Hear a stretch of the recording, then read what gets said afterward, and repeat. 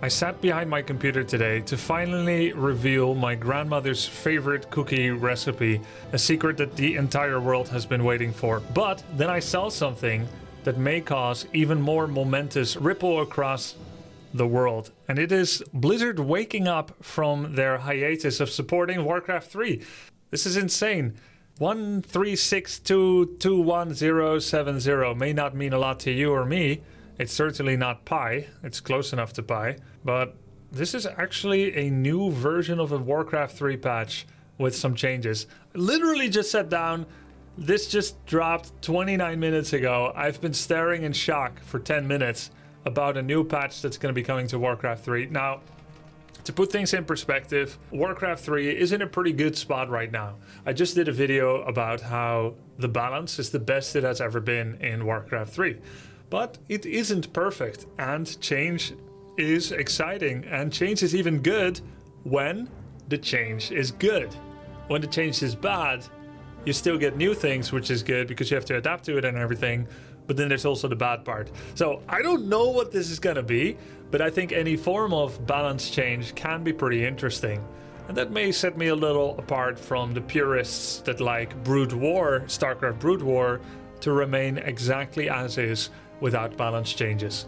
For you see, for Brood War, the Korean esports organizers since decades have been managing balance with maps.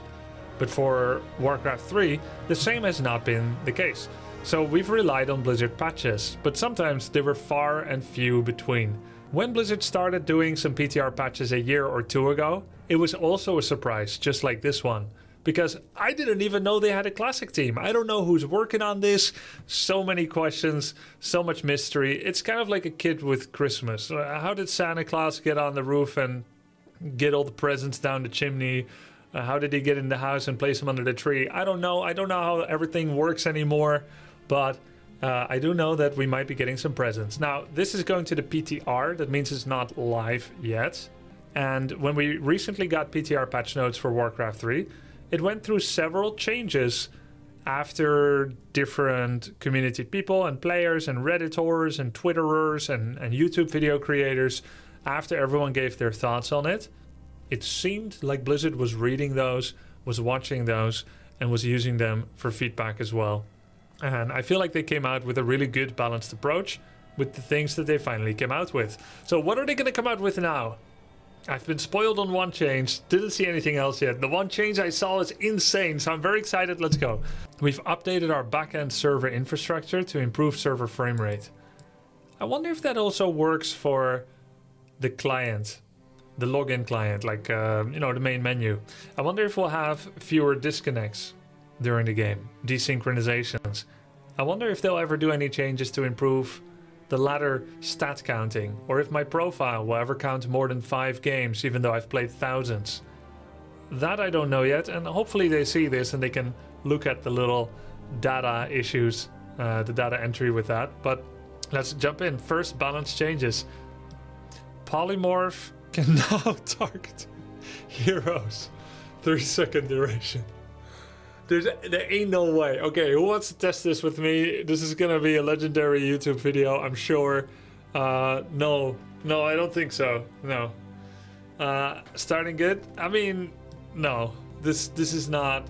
I know I need to say more than just yes or no. But look, so Polymorph does not work on Spirit Walkers, upgraded Mountain Giants, and heroes, because they are hero status resistance. They have a special level of protection. You can also not possess heroes.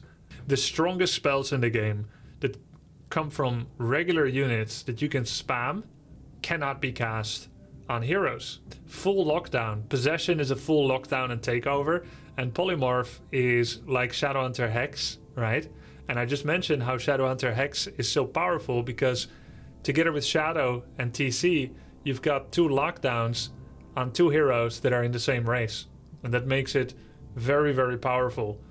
But with sorceresses, you could have 20 sorceresses and do 20 polymorphs in a row on a single hero, and they're going to be hexed for the rest of the game.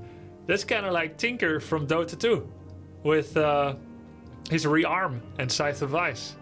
That feels pretty crazy. Now, of course, you can dispel things. That can be nice, right? You can just dispel it. Just dispel it. If someone gets Polymorph, you get Dispel. And that's actually why nobody gets Polymorph. Because it is like 200 mana or 200 plus mana. And then someone can just dispel it. So that's not very mana efficient, usually. The same problem with most tier 3 upgrades for casters, which is like a 200 mana spell, is that it's too cheap to dispel for you to invest in it. But wait, don't we have an example of another unit that regardless, despite the dispel availability, could be masked against Orc, a kind of tier 3 caster unit that also has a spell that feels actually way too powerful on heroes? Is there not a unit like that already? Oh my god, it's Druid of the... Did someone just say Cripple? Did you just say Necromancer, dude? Druids of the Talon! Druids!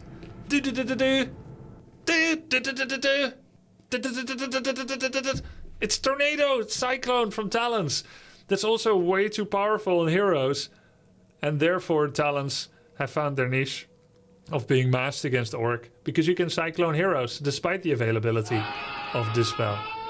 Now, is that where it may go for human? Are they gonna polymorph everything? I think probably it'll be tough to win with mass polymorph. My initial thought was no, like there's no way, this is too good. But this is a PTR. It is a time to be brave, risk-taking, and avant-garde. Yes, I say. Yes, until I say. Let us test it. This is a fun new toy. Hero Polymorph. Ever since 2003 Reign of Chaos, Polymorph has not been used almost ever. I'm not going to say never, it has been used sometimes.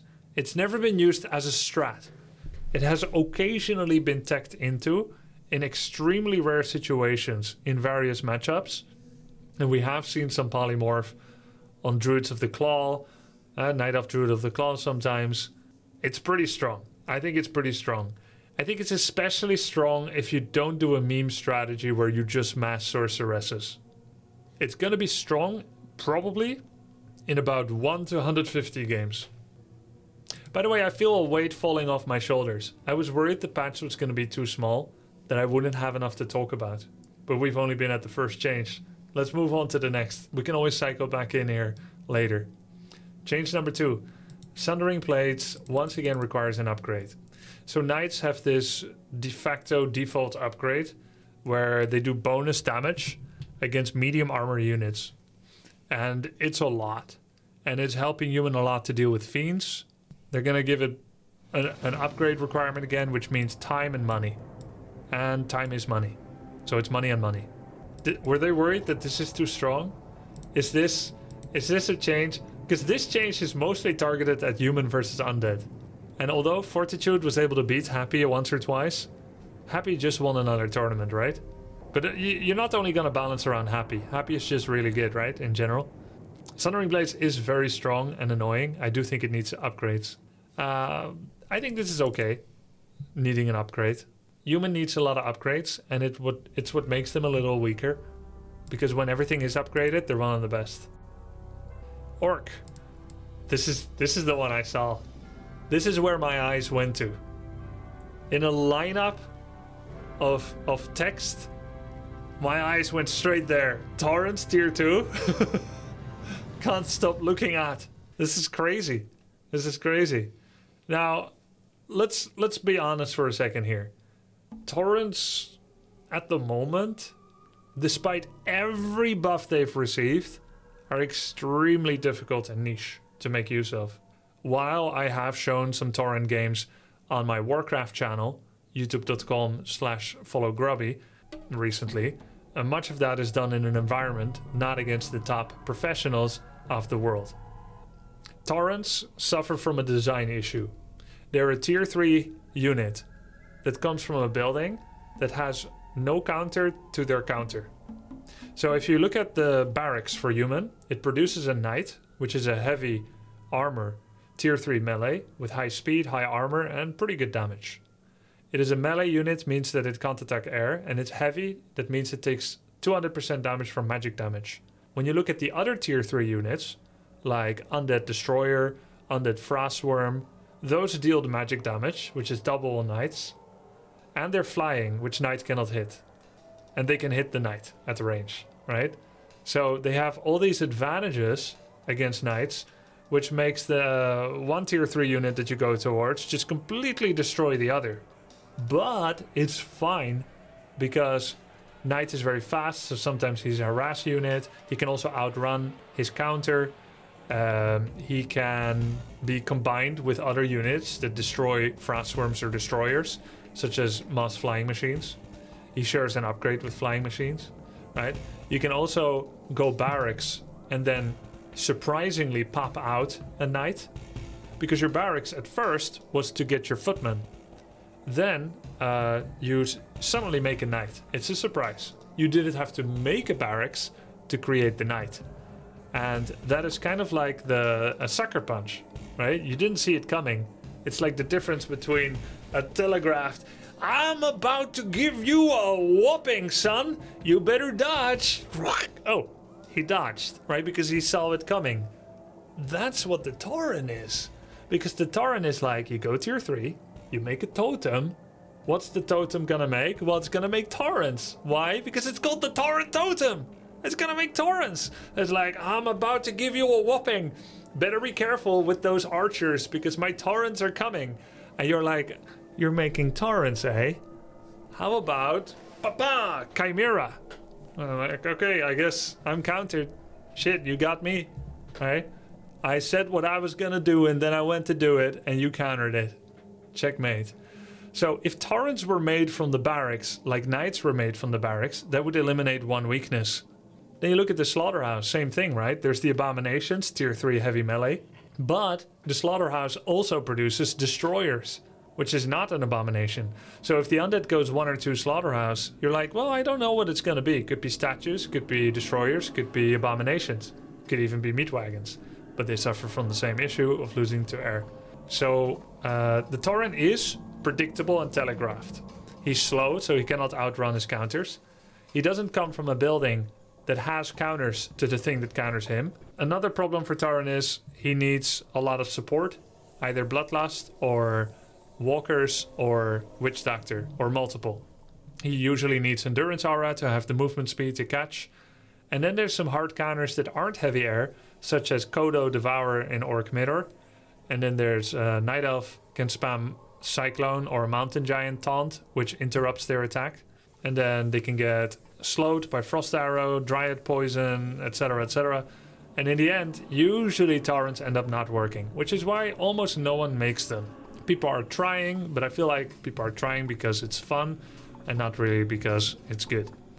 And generally, a Tauren is just a really late grunt that's a lot stronger than grunt, but gets countered by everything else, which is also countering the grunt. So you would never transition out of grunts and then go to Taurens, because they're losing to the same thing. You might transition out of Berserkers from the racks into Taurens, or you might support your Berserkers from the racks with the Tauren. But it requires you to make Tauren Totem. And that is usually a risk that you cannot often take.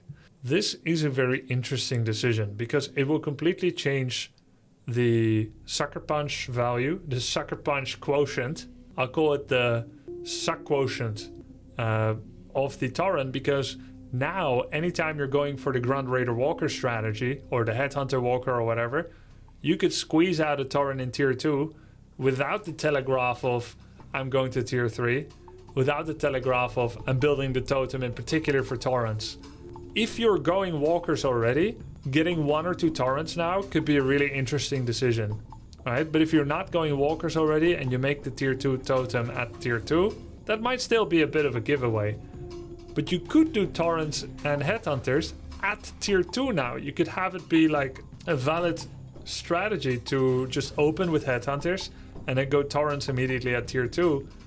And I think that's super interesting to try. Is it going to be broken? Remains to be seen. So far, I cannot judge because I really don't know how good Taurens are when they're in the field that early, because they're never in the field that early. By the time you get them, everyone has massive counters. So I think it's very interesting to try. Just like Polymorph, I would be careful to see that it is not too powerful. But let's see how it goes with both of these. This is going to be a more impactful decision you'll see more often than this. This is tier 3.5. You need to go to tier 3, then upgrade it. And you need to have Sork, so it's quite conditional. This is much less conditional, so I think it's very fascinating. It would also mean, if this goes through, that Orc has no more true tier 3 units. The tier 3 will only be to get your third hero and all the different upgrades. Very interesting. Very interesting.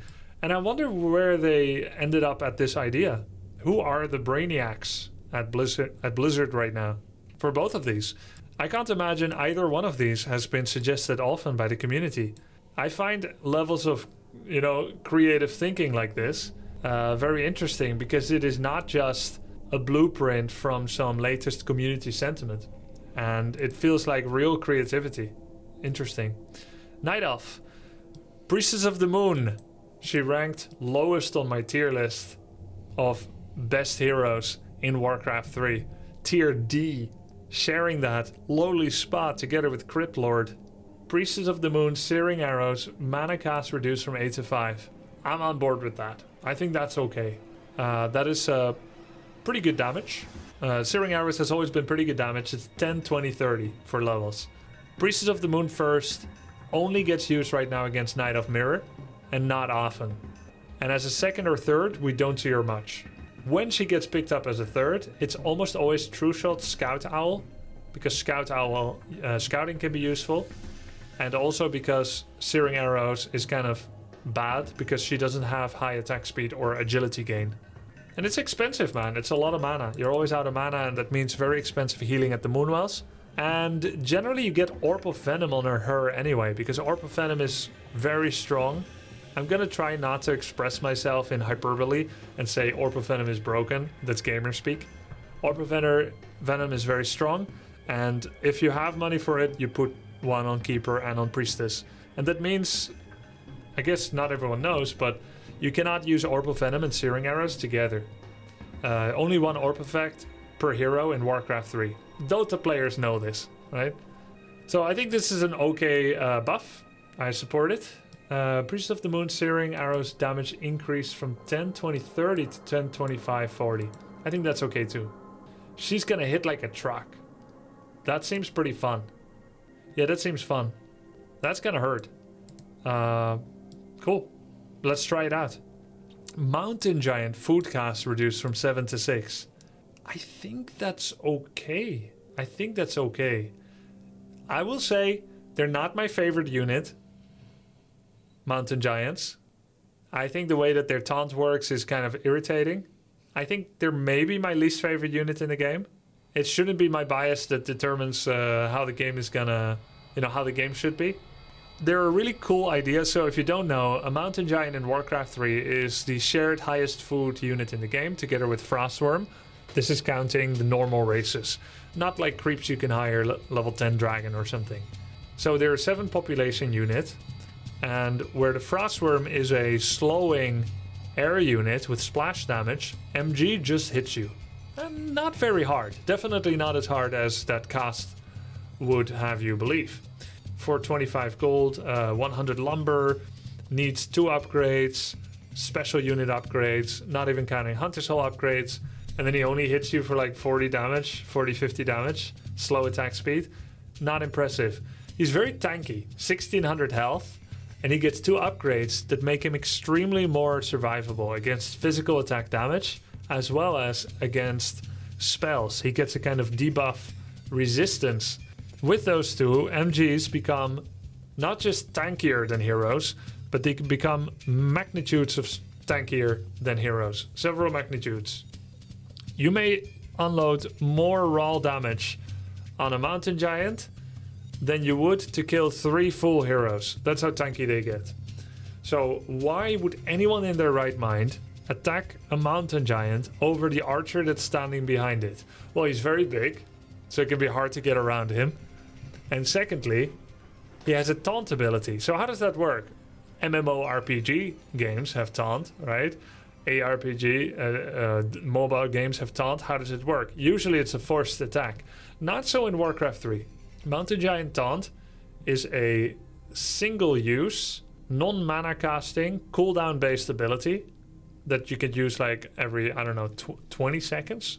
It issues a single attack command to every enemy unit in a radius, and it wipes their command card. It wipes their current command queue. So say for instance, if I say, hey, Grunt, can you go here on the map? And then I hold shift, and then you can go here, and then I hold shift, then go here, and then go here, right? This is something you can do in RTSs. When the Mountain Giant presses taunt, everything gets wiped, which means my effort of like doing this is gone, and an issue of attack is issued on the Mountain Giant, which is an okay way of doing it, I guess. The other way you could do it is like a period of attack. There's like a period of forced attack, and then the unit goes back to what they were doing. So you essentially borrow them from what they were doing. They have to do 2 seconds of walking towards MG and attacking him, and then they're freed again from the stun pool, let's say, the taunt, and then all the commands resume. That's one way you could do it, but this is the way it has been done. And so that is a very easy thing to override, first of all. You give one attack command on my unit to attack your Mountain Giant. If I use 200 APM and I'm playing like this, I'm immediately gonna stop it, of course. Like, I'm not gonna let all my units attack your Mountain Giant. I'm gonna refocus to what I wanted them to focus to. It's a little annoying to like lose my current attack command because I may have told my berserkers to kill that Garg and then shift click that, right? So, you know, I guess they're meant to be annoying because they're a tank. But it's not very scary. And the worse a player is, the better taunt is against them. If both of you are deep bronze level 4 players, and I press taunt, and I'm a bronze 4, you're bronze 4, maybe you accidentally let all your units attack my Mountain Giant for 10 seconds. Right now it's really good. But at the pro level, it's completely useless. And even middle level Warcraft 3, people are already microing their units, so it pretty much does nothing. But when Mountain Giants were too powerful, they were being masked a couple of years ago. What was happening is people would spam Mountain Giants, even though they're very expensive. If you could get to like 6 or 7, they had a double taunt back then. That's thankfully gone. And that would overlap so much that if you pressed taunt on every Mountain Giant about 2 seconds apart, there'd be taunt commands given all the time. And that means melee units would be told to connect with one unit, and then the next, and then the next, and then the next, and then the next. And so even though I'm spamming, I'm issuing commands not to interact with the Mountain Giants, it is so pervasive that it would just keep happening anyway. Say for instance, these are all Mountain Giants, right? And they're all pressing taunt 2 seconds apart. And then of course I've got like a million grunts over here, let's say. Then the grunt which is over here will hear a taunt command, and he'll try to go here. And then he'll hear a taunt command, try to go here, then here, then here. But the problem is, other grunts will also hear taunt commands in different directions, and they'll all be like walking through each other. And in the end, you get a kind of stun paralysis of where all of them are walking through each other, and then I'm giving new attack commands again, just attack move whoever's in front of you, new taunts. So what happened was, when taunts were too strong, is that units pretty much got perma-stunned almost, and not doing enough hits. And then even if you try to go around and get to the archer, right, you wanted to go all the way there to the archer, you would keep getting interrupted because of the taunt. And so that was really annoying to play against. But now taunt is one activation again. Now Mountain Giants are kind of useless again. People aren't really making them all that much. So they're just a really hard unit to balance. They recently received a nerf to their hardened skin, which was very deserved, by the way, which reduced the amount of physical damage they took. There was a kind of 12 damage reduction that I think is 10 damage reduction now, baseline. And then it starts looking at their armor class, etc. So right now they're not being used a lot. Their taunt isn't as annoying. It can be overridden with skill and APM pretty easily. So maybe they're too useless right now, and they got +2 armor instead, which is exactly a change that I lobbied for, that their hardened skin should be weaker, but that they should be more useful at tier 2. Yet, nobody's making them at tier 2, so maybe they're still too weak. I don't know if they need more changes. I don't know if this is going to be enough, but I think it's worth trying out. That's 1-on-1 though. For 4-on-4, I think this is going to be kind of a toxic improvement. More mountain giants. I think they need more of a rework than this. That's going to be my judgment. I'm noticing I'm trying to be more positive about this than I actually am. I don't think this is a good idea. I think they need more of a change. For FFA, we don't see them, but for 4-on-4, MG is very good. I think they need more of a rethinking. That's my official opinion on this for now. Alright, next. Vorpal Blade research time reduced.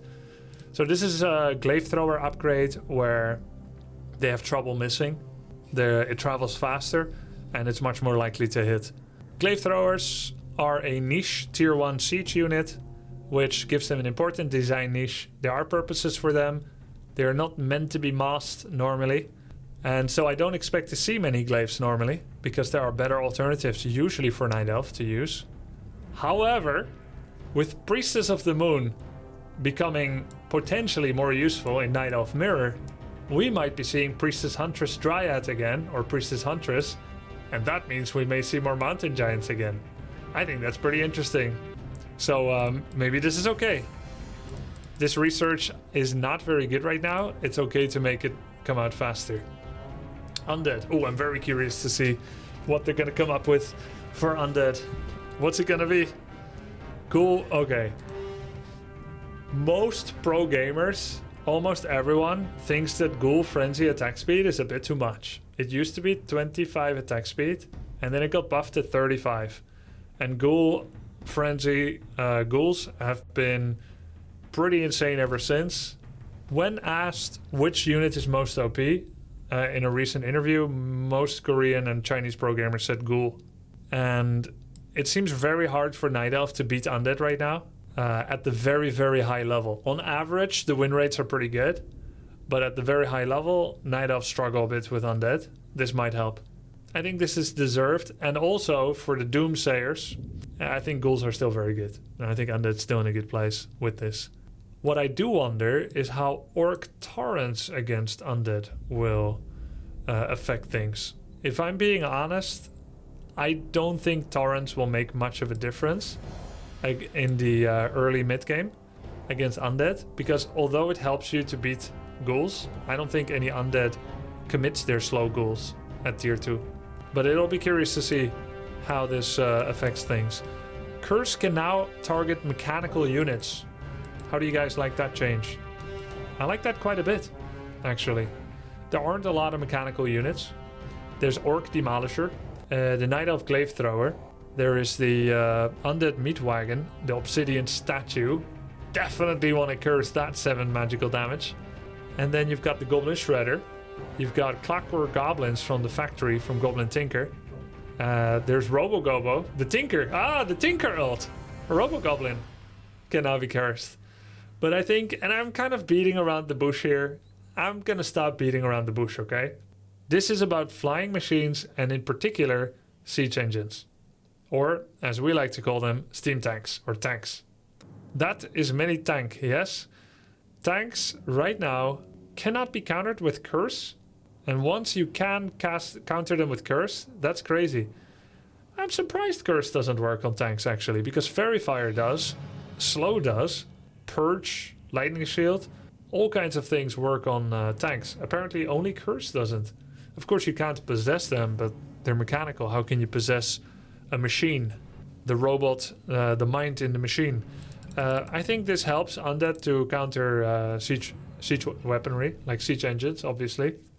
It's gonna make it actually very hard to play tanks against Undead. But luckily, Banshees are somewhat vulnerable, so it's not like... Let me say it this way.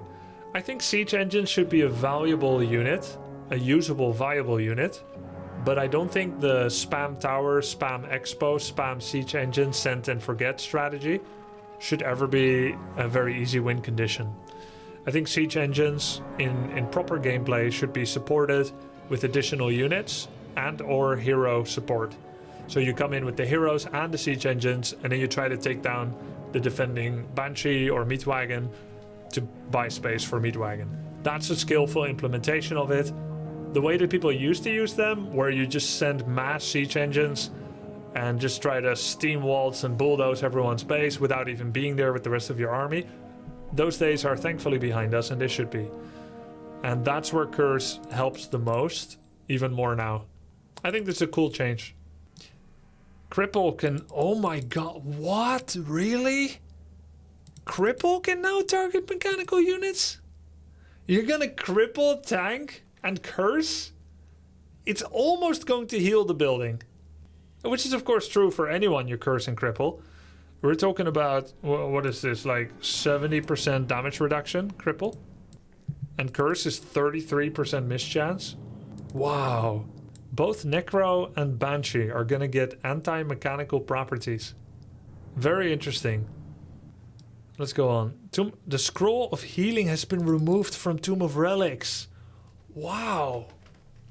Among all the racial shops, the only place where you could get heal scrolls. That is so huge. That's crazy.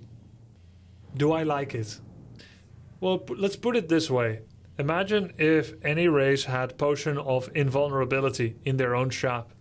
So instead of competing for a neutral terrain, where you can deny items to your opponent even as you buy them, heal scroll monopoly, invul potion monopoly, instead someone can just get it at home.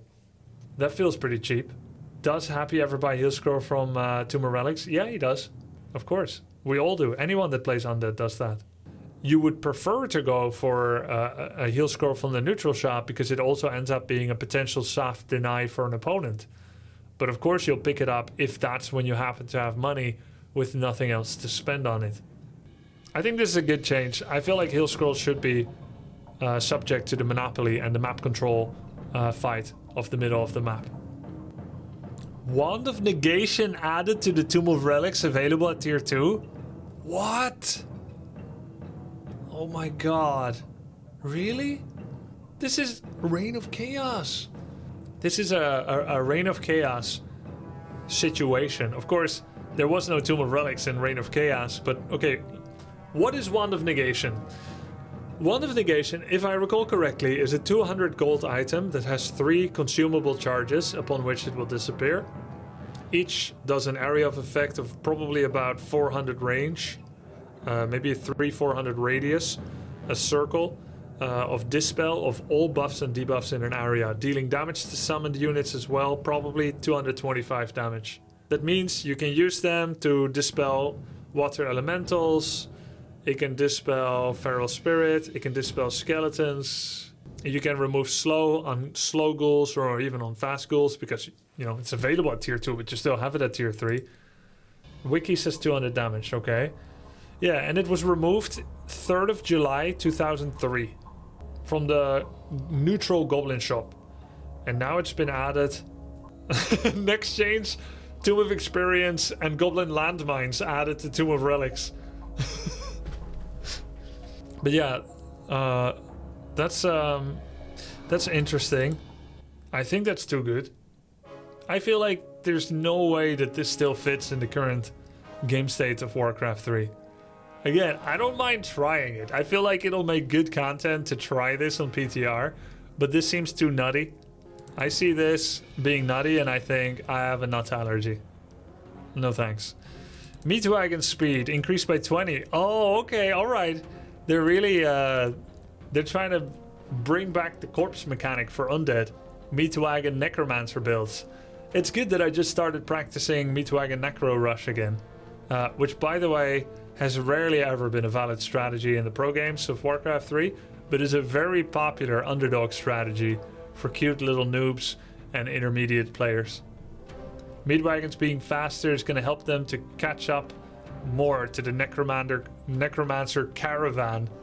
I don't mind this at all. Meat Wagons are pretty weak, man. Both in their corpse mechanic utilization as well as a siege breaker. People generally don't go Meat Wagon. And this is going to be making them slightly better. Should Demolisher get the same treatment? Orc Demolisher? Because Mortar Team is already good. Glaive Thrower is already bad. But the demo, should the demo be able to be a bit faster too? That would be nice. Happy has been doing Necro Wagon versus Human in most maps in ladder since 3 days ago. Really? He's been watching my games. He's been watching my meme games and copying, finally. He thought, Grubby's Undead. That looks interesting. I've never thought about this. Yet, I'm gonna do it now. Davai. Wait, is this Happy's patch note? He's like, okay, trade deal. I'll give you 5 attack speed, and I'll take 4 buffs to caster builds. Yeah, and Frostworm, Freezing Breath, Lumbercast reduced by 50. That's fine. Okay, cool. I think this is all pretty exciting stuff. This is probably the crazy one. Wand of Negation. Next. Neutral. Firelord. Volcano building damage. Factor reduced from 3 to 2. What does that mean? Did Volcano do 3 times as much damage on buildings as it does on units, but now only 2 times? Is this a Volcano damage nerf? Was Volcano just too strong? Is the time of Volcano domination over, chat? Volcano is too strong. One of the worst heroes in the game. This entire power strength ability. His entire ability aptitude comes from his power at level 1, 2, and 3. Has just been nerfed in his level 6. I think you could make this from 2 to 5 and his win rate would still drop. If you made building damage times 10 instead of times 3, more people would go Firelord first and solo Firelord and would lose as a result. The better Volcano is, the lower his win rate will be. So this is actually good. This nerf that comes completely falling out of the sky is a net positive, because you won't get baited into ever thinking going late game with Firelord is okay, because it's not okay. Anyway, with all seriousness, I don't think we need to nerf this one, boys. Let's move on. Naga, Sea Witch, Tornado, Speed. Next they're gonna nerf Tornado. No? Tornado too good? Okay. Tornado, Speed, Base, and minimum speed increase from 75 to 150. It's a tornado. It's a tornado buff. Tornado's faster. That's very realistic. Very realistic. And on that note, I approve it. Alright, what about Earthquake? Can we like take a look at all the useless ultimates? I was actually gonna do a heroic ultimate tier list. But now I feel like I should wait to see where the pieces fall in this one. Because if Tornado and Volcano are changing, then what about Earthquake and stuff? And Stampede?